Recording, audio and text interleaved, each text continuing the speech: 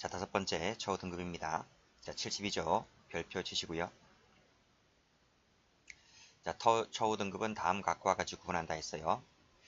자, 색깔 있는 펜으로 기 동그라미, 경 동그라미, 개 동그라미 치세요. 자, 기경계 외우셔야 돼요. 우리 저번 시간에 계환일중 배웠죠? 계환일중. 자, 마찬가지로 기경계 외우세요.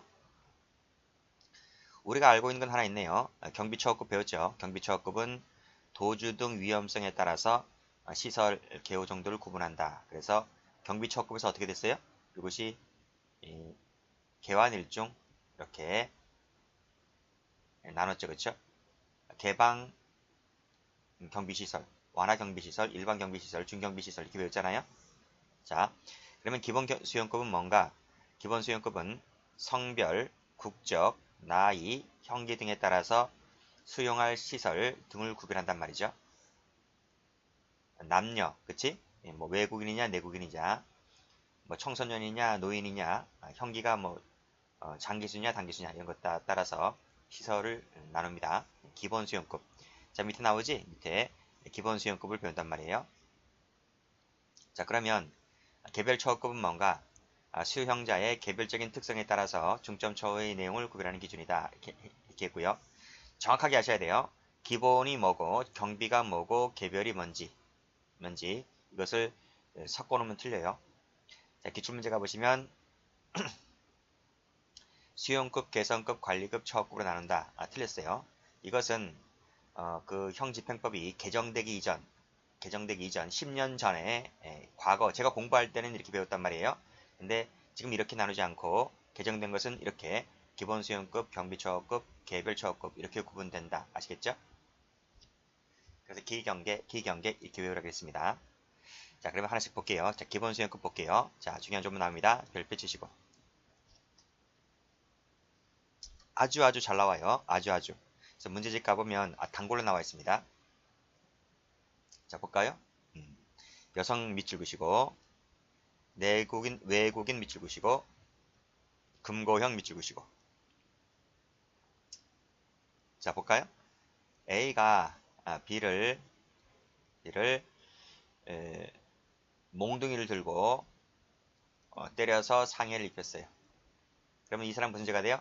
상해죄가 되어서 재판을 받고 교도소에 복역 중이죠. 그쵸? 자, 이 사람을 기본 수용급대로 나누는 겁니다. 그쵸? 근데 이 사람이 아무 말이 없지? 그러면 이 사람은 남성이에요, 남성. 아무 말이 없으면 남성이다. 다음, 아무 말이 없으면 당연히 내국인으로 보죠. 그리고 몽둥이를 때려서 상해를 입히게 되면 보통 징역을 받죠. 징역형을 받아요.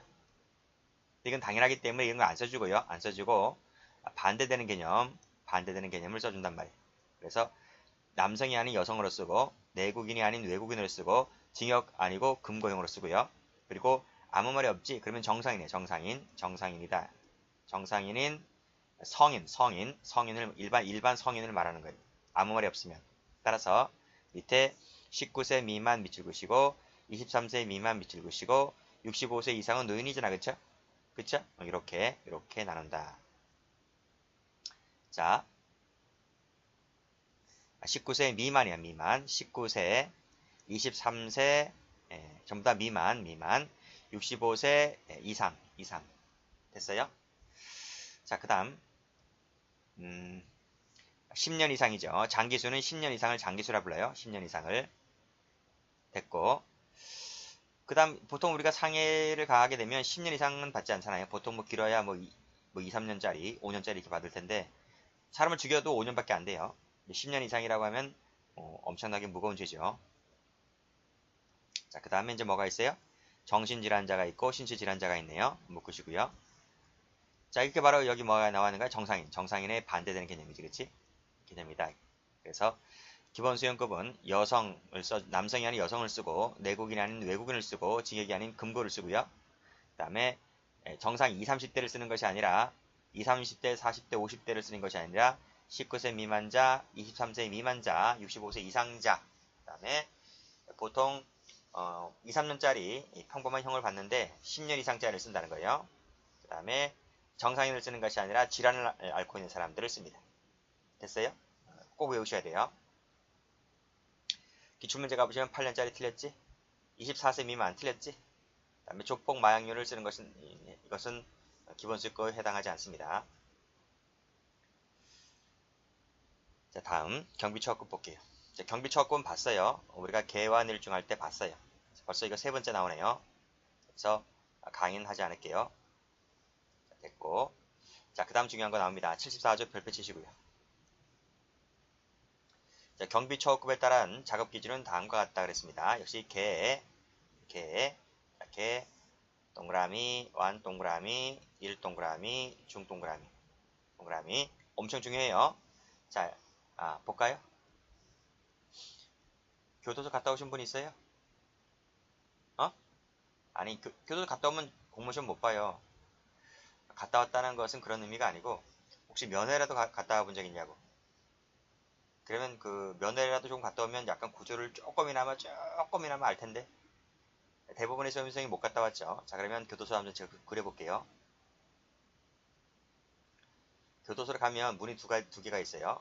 문이 두 개가 있다. 그래서 요 바깥에 있는 문 있지? 그러니까 A라는 사람이 가족이 면회를 온다, 그치? 면회를 이렇게 오잖아요, 그쵸? 그러면 제일 먼저 여기가 이제 검색을 했을까? 여기가 외정문이야, 외정문. 바깥에 있는 문이라고 해서 외정문. 그다음에 안쪽에 있는 문이라 해서 내정문. 이렇게 문이 두 개가 있어요. 자, 그러면 재소자는 어디 있을까요? 외정문 안에 있을까? 내정문 안에 있을까? 이 내정문 안에 있죠. 내정문 안에 여기 이제 뭐가 있어요? 여기 사동이 있어요. 사동이 있다. 사동이 있고, 그 다음에 이 안쪽에 뭐가 있어요? 공장이 있어요. 공장이 있고, 그 다음에 여기에 이제 뭐가 있어요? 운동장이 있고, 운동장이 있어요. 됐어요? 자, 그러면 이제 형 확정 판결을 받고 이제 교도소에 수감이 되잖아요. 그쵸? 그럼 내정문에 들어와 있다는 거예요. 자, 그리고 이제 가족이 와서 면회에 온다라고 했을 때는 바깥에 여기 뭐가 있어요? 이 민원실이 있어요. 민원실은 내정문과 외정문 사이에 있어요. 이제 여기 가서 접수하고 그 다음에 접수표를 받아서 대기하는 거예요. 그러면 이제 면회가 이제 이루어진단 말이죠. 자, 그러면 자, 우리가 경비처업을 개완 일중 이렇게 네 개로 나눴잖아요.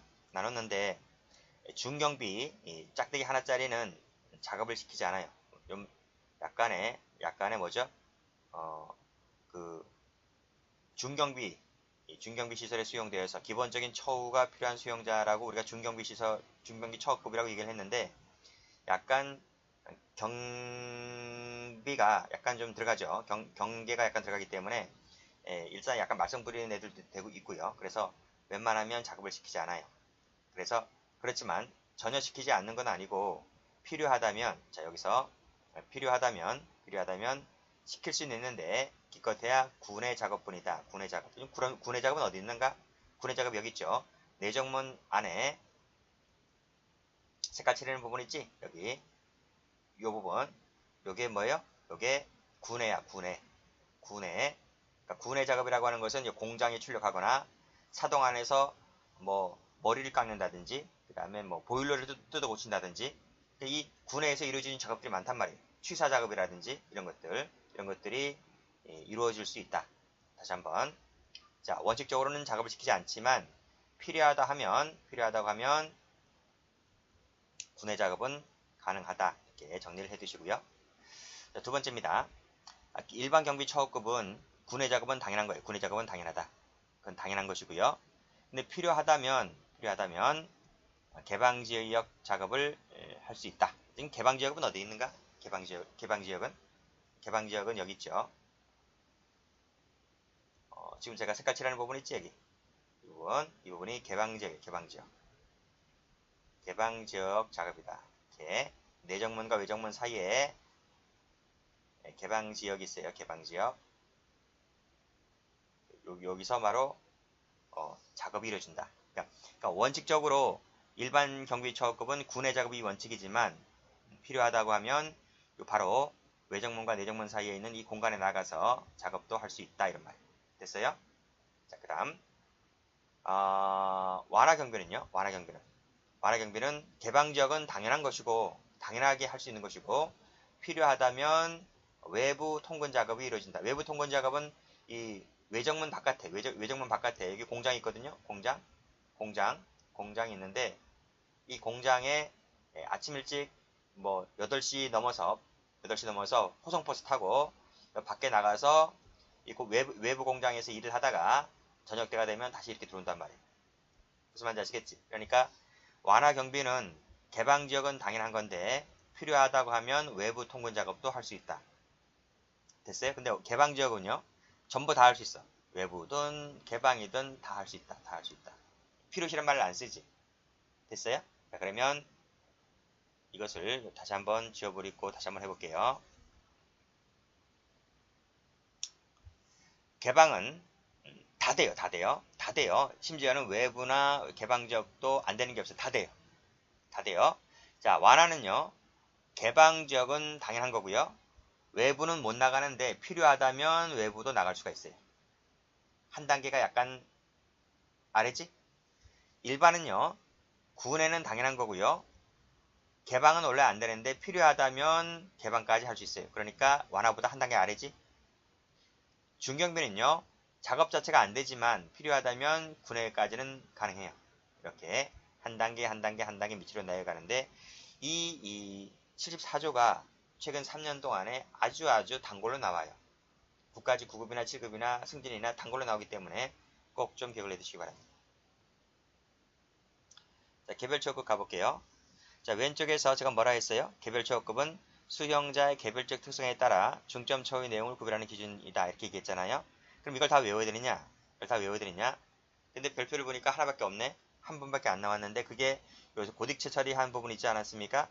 자치처우. 요거 자치처우가 바로 개별 취업급에 속한다. 이렇게 정리해 두시고 거기 한번 나온 적이 있고 나온 적이 없어요. 여기서는 덜 중요해요. 덜 중요해요. 어떤 것이 있는가 한번 좀 읽어놔 볼게요. 직업훈련, 학과교육, 생활지도, 작업지도, 운영지원 작업 이런 것들 무슨 처우 이런 것들이 개별 취업급에 해당한다. 이렇게 보시면 되겠네요. 자, 기출문제가 바로 18년도 6급 승진시험에 출제가 된 적이 있다. 자, 그 다음 소득점수의 산정을 가볼게요. 소득점수 산정. 이걸 왜 산정을 하는지 아세요? 우리가 경비처급에서 개완, 일, 중 이렇게 4단계로 나눈다 했잖아요. 4단계로 나눈다 했잖아요. 이렇게 나누자 했잖아요. 그러면 우리가 점수를 잘 받아서 이렇게 앞으로 한 단계 한 단계 올라가야 될 거 아니에요. 근데 사고를 치면 한 단계 내려온단 말이에요. 됐어요? 자, 그러면 올라가고 내려오고 그 기준을 어떤 몇 포인트, 몇 점을 따야지 올라가고 몇 점을 잃어야지 내려가느냐. 그쵸? 자, 보겠습니다. 소득 점수는 다음 각호의 범위에서 산정한다 했네요. 자, 보시면 수영생활 태도는 5점 이내, 5점 동그라미. 작업 교육 성적도 5점 이내 동그라미. 그래서 합치면 10점이죠.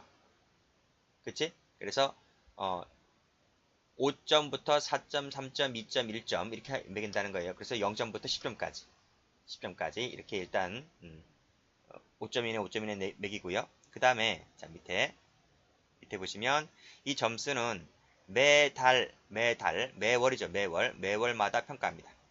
매주 아닙니다. 매월마다 평가합니다. 이 매월이라고 하는 것은 매월 초부터 말일까지를 말합니다. 됐어요? 자, 그 다음 요 2항을 가볼까요? 2항이 출제가 된 적이 있었는데요. 자, 방금 위에서 뭐라 그랬어요? 수형 생활 태도는 5점 이내, 작업 교육 성적도 5점 이내 했잖아요. 이걸 좀 상세하게 설명할게요. 설명하면 자, 수형 생활 태도는 품행, 책임감, 협동심에 따라서 5, 4, 3, 2, 1점으로 채점하고요. 작업 교육 성적은 부과된 작업이나 교육의 실적 정도 근면성에 따라서 5, 4, 3, 2, 1로 나누고요. 됐어요? 이렇게 나눈다. 그래서 이 고득체를 한 부분은 수영 생활 태도는 이러한 정도에 따라 나눈다. 작업 교육 성적은 이러한 정도에 따라 나눈다. 이것이 출제가 된 적이 있습니다. 그래서 기출문제 나와 있지? 자, 그리고 3항 읽어보시고 4항 읽어보시고 자, 소득점수 평가 기준 가볼게요. 이거 잘 나오대요. 이거 출제 잘 되니까 별표 한번 쳐볼까요? 뭐 최근에도 5급 승진시험이라든지 국가 7급, 국가 9급 전부 출제됐네요. 자, 수용생활 태도와 작업 교육 성적 점수는 몇 점 몇 항에 따라 채점하되 수는 몇 점을 줄 수가 없다? 10%네요. 10동그라미 치시고. 우는 30% 30동그라미 치시고 초과할 수가 없다 했네요. 끊으세요. 무슨 말인지 아세요? 자, 그럼 예를 한번 들어볼게요. 이건 적지 마시고요. 공장 하나의 공장에 일하는 사람이 약 40명이 있다. 40명이 일을 한다라고 했을 때 그러면 그 40명에서 점수를 매게 되잖아요. 그치? 그러면 수는 교육장의 전체 인원의 10%를 초과할 수 없다 했으니까 40명의 10%는 4명이잖아요. 그쵸? 그래서 40명 중에서 4명만이 수를 받을 수 있는 거예요. 수를 받을 수가 있고 30%는 우를 받을 수가 있다. 그러면 4, 3, 10이네요. 그치? 4명은 수, 12명은 우를 받는 거예요. 자, 그리고 4명 이하일 때, 자, 4명 이하일 때는 수우를 각각 한 명으로 채점할 수 있다. 자, 그 4명 이하의 작업장이 있습니까? 4명의 작업장이 있지. 그게 이제 머리 깎는 곳 있죠. 머리 깎는 곳. 머리 깎는 사람이 몇 명 안 돼요. 4, 5명밖에 안 돼요. 그리고 원예 있지, 원예. 국화꽃 기르는데 거기도 4, 5명밖에 안 돼요. 그런 데는 수를 각각 한 명으로 줄 수 있다. 이렇게 보았고요. 그 다음 필수 작업장이네. 필수 작업장. 필수 작업장으로 지정할 때는 수를 몇 점 줄 수 있어요? 수를 5%, 우를 10% 범위 내에서 확대할 수 있다 했어요. 그러면 봐봐요. 이 필수 작업장이라고 하는 것은 계속 일을 해야 되잖아요. 그러니까 일반 작업장보다는 일의 강도가 좀 세죠. 그치? 일의 강도가 좀 세단 말입니다. 그래서 이 필수 작업장에서는 총 몇 퍼센트를 수를 주는 거예요? 15%. 15% 여기는 40%를 주는 거지. 그러니까 필수 작업장 같은 경우는 40명이라고 했을 때 15%면 6명이란 말이에요. 6명. 6명이고 여기는 40%니까 여기 16명까지를 수를 줄 수 있는 거예요. 아시겠어요? 자, 요 1항이 잘 나왔어요. 1항이요. 1항 같은 경우에 수는 10%, 색깔 칠해야 되겠네. 색깔 안 칠하면 여러 번 안 해. 자, 수는 10%, 우는 30%. 일반 작업장일 때. 필수 작업장일 때는 5%하고 10%를 각각 더 확대한다. 이렇게 정리해 두시면 되겠어요. 그리고 자, 밑에 수용자가 부상이나 질병을 당했잖아요. 그래서 교육을 받지 못했을 때는 빨간색으로 3점 동그라미에서 성적을 부여할 수 있다. 이 중간점이 중간점이다. 왜냐하면 우리 앞에서 뭐라 했어요? 여기서 수용생활 태도 5점이고 작업 교육 성적 5점이라 했잖아요. 그럼 그 가운데 중간이 몇 점이야? 3점이죠, 3점. 그래서 부상이나 질병을 앓은 사람에 대해서는 작업을 하려고 해도 못 하잖아요. 그랬을 때는 최고점, 최하점을 줄 수가 없고 중간점에 해당하는 3점을 줄 수가 있다. 이 3점짜리가 시험에 나온 적이 있어요. 자, 그 다음 소득점수 평정 읽어보시고